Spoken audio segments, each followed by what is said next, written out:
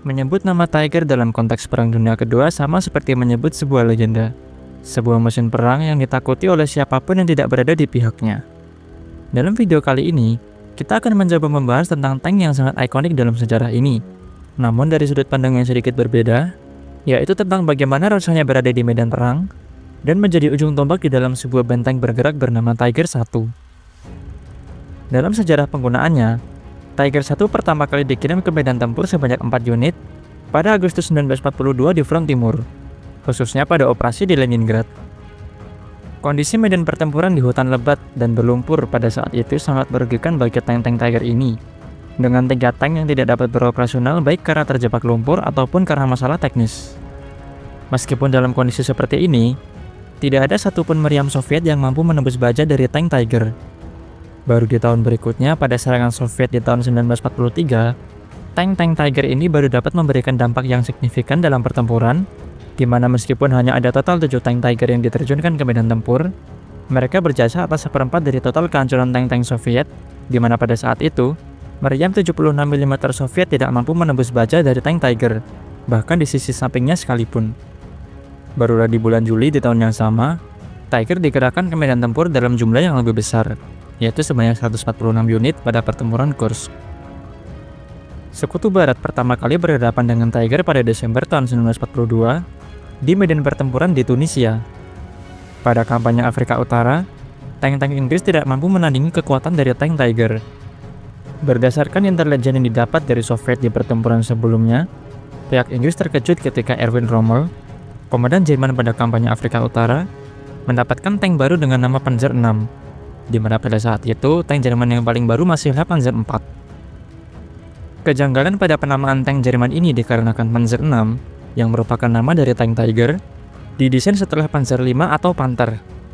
Namun meski begitu, Panzer VI dapat dikembangkan dan diterjunkan ke medan tempur lebih cepat, dikarenakan desain dari tank ini masih menggunakan konsep yang sama dengan Panzer IV, terlihat dari kemiripan bentuk tanknya. Sedangkan Panther menggunakan teknologi yang serba baru, sehingga baru dapat beroperasi pada pertengahan tahun 1943, tepatnya di pertempuran Kursk. Kemiripannya dengan Panzer IV semakin memperburuk teror yang dirasakan oleh kru tank sekutu, terlebih ketika peluru-peluru meriam mereka hanya terpantulkan begitu saja saat mengenai badan Tiger. Sementara tank mereka mampu dihancurkan dari jarak sejauh apapun ketika bertemu dengan tank Tiger. Sebuah peristiwa yang mengejutkan terjadi ketika resimen tank kerajaan Inggris ke-48 mampu menangkap tank Tiger dalam kondisi yang hampir utuh, yang kemudian mampu memberikan pengetahuan tambahan bagi sekutu tentang mesin perang baru Jerman ini. Sebelumnya, sebuah tank Churchill yang memimpin konvoi tank Inggris di sebuah perbukitan di Tunisia dapat dihancurkan oleh sebuah tank Tiger dalam sebuah serangan penyergapan. Kemudian, ada tank Churchill lain dalam konvoi yang mampu menembakkan meriamnya tepat di depan turret dari Tiger tersebut dan memantul ke gear penggerak turret yang secara efektif menonaktifkan turretnya. Setelah komandan mereka terluka, para kru meninggalkan tank Tiger ini yang kemudian mampu dipulihkan dan dibawa ke Inggris untuk penyelidikan. Saat ini, tank Tiger tersebut yang bernama Tiger 131 adalah satu-satunya tank Tiger yang masih dapat beroperasi, dan tank ini disimpan di Museum Tank Bovington di Inggris. Doktrin baru bagi tank Jerman yang mengorbankan mobilitas untuk kemampuan pertahanan dan daya tembak yang lebih superior, membuat tank Tiger memiliki bobot kosong yang mencapai 54 ton, lebih dari 2 kali bobot Panzer IV. Ini berarti kru yang berada di dalam tank ini hanya mampu bergerak dengan kecepatan maksimal 45 km per jam, itu pun ketika berada di jalanan yang halus. Tank Tiger juga dikenal karena banyaknya permasalahan teknis, khususnya pada mesin dan transmisi. Namun sebenarnya masalah ini disebabkan oleh kru tank itu sendiri yang kurang berpengalaman. Tiger memiliki batas RPM mesin sebanyak 3000 RPM. Namun meski begitu, para kru tidak disarankan untuk melebihi batas 2600 RPM karena rentan berakibat terhadap kerusakan mesin. Dalam hiruk-pikuk pertempuran, kepanikan adalah hal yang lumrah, terlebih bagi sebuah kru tank yang harus bertempur dalam sebuah ruangan sempit yang dikelilingi peluru-peluru berkaliber besar yang dapat meledak kapan saja. Pada situasi seperti ini, kru tank akan melakukan apa saja demi menyelamatkan tank mereka dari pertempuran, dan kepanikan ini yang dapat berujung pada kesalahan fatal di mana mesin dipaksa melampaui batasnya dan menyebabkan kerusakan teknis yang selama ini sering kita dengar. Desain dari badan Tiger yang mengotak memberikan lebih banyak ruang kosong di dalamnya, dibandingkan dengan desain armor tank yang miring yang ditemui pada tank seperti T-34. Namun ruang yang lebih banyak itu bukan berarti ruang lebih bagi kru tank yang ada di dalamnya, melainkan diperuntukkan bagi amunisi dan bahan bakar. Jika dibandingkan dengan desain standar tank sekutu, khususnya Amerika dan Inggris, situasi di dalam tank Tiger ini cukup sempit. Dalam kondisi siap tempur, kru Tiger dapat membawa hingga 92 butir peluru ke dalam tank, dan beberapa bahkan dapat memaksakan hingga 100, dengan sisanya yang diletakkan di lantai. Dibutuhkan waktu sekitar 6 hingga 16 detik bagi kru untuk mengisi ulang peluru ke dalam meriamnya, tergantung dari letak posisi peluru saat diambil. Karena desainnya yang mengotak, tank Tiger hanya mengandalkan ketebalan armor yang dimilikinya untuk menghadapi serangan musuh. Kru tank Tiger disarankan untuk memiringkan posisi tanknya sekitar 45 derajat saat berhadapan dengan musuh, agar mereka mendapat ketebalan armor tambahan, sebuah konsep yang berusaha dicapai pada tank yang memiliki desain armor miring.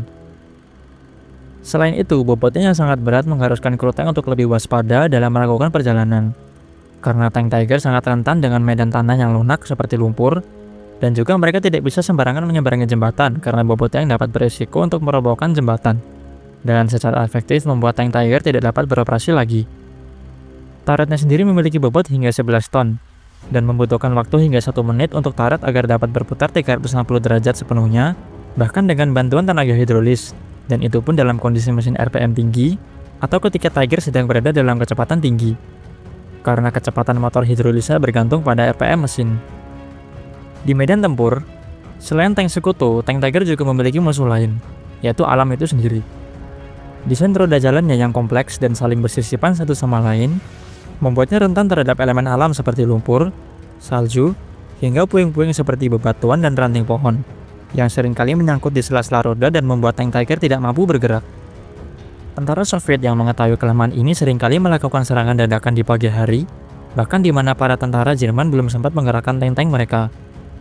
Namun di balik segala kekurangan tadi, kru tank Tiger diberkati dengan sebuah senapan berdiameter 88 mm yang sangat mematikan, yang mampu menembus baja tank-tank sekutu dari jarak yang ratusan meter jauhnya, bahkan sebelum tank-tank tersebut mampu mendekat pada jarak efektif agar dapat menembus baja dari tank Tiger.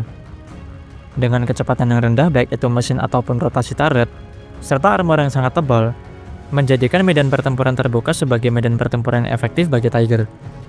Medan gurun seperti di kampanye Afrika Utara bagaikan ladang berburu bagi para kru Tiger yang memiliki kemampuan tembak yang lebih superior.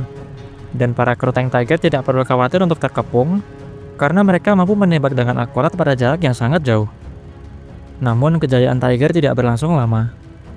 Munculnya meriam 122 dan 152 mm milik Soviet yang dipasang pada tank Su-122 dan Su-152, tank Sherman Amerika dengan meriam barunya yang berdiameter 76 mm, juga dengan varian modifikasinya oleh Inggris yaitu Sherman Firefly, dan munculnya tank-tank berat seperti M26 Pershing Amerika dan IS-2 Soviet, membuat Tiger kehilangan superioritasnya pada masa akhir perang. Hal ini diperburuk dengan doktrin defensif Jerman pada masa akhir perang, dan medan pertempuran kota di tanah air mereka sendiri yang mengharuskan tank Tiger untuk sering berpindah lokasi, yang mempercepat keausan mekanis dan juga buruknya mobilitas Tiger itu sendiri. Karena mahalnya ongkos produksi dan waktu yang dibutuhkan, hanya ada 1.347 total dari tank Tiger yang telah diproduksi, bandingkan dengan sekutu yang memiliki 40.000 Sherman dan bahkan 80.000 T-34. Meskipun begitu, tank Tiger telah mencatat kehancuran tank musuh yang jumlahnya hampir mencapai 10.000. Tank Tiger ketika awal diperkenalkan di medan tempur merupakan sebuah mesin perang sekaligus benteng bergerak yang telah berada jauh di depan melampaui mesin perang apapun yang ada pada saat itu. Dan dampak yang ditimbulkan oleh tank ini mungkin tidak akan dapat diraih oleh tank manapun dalam sejarah pertempuran, yang membuatnya layak mendapat predikat sebagai legenda perang yang sangat ikonik.